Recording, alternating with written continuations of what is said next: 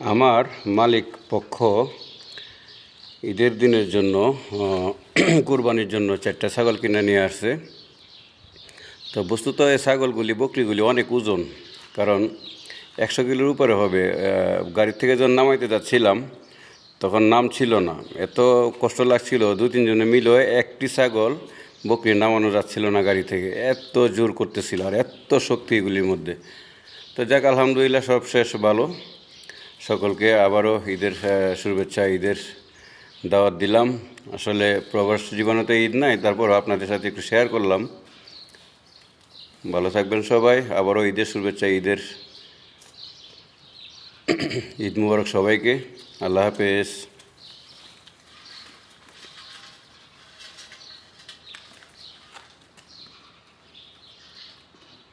অবশ্য দেখতে অনেক সুন্দর এগুলি।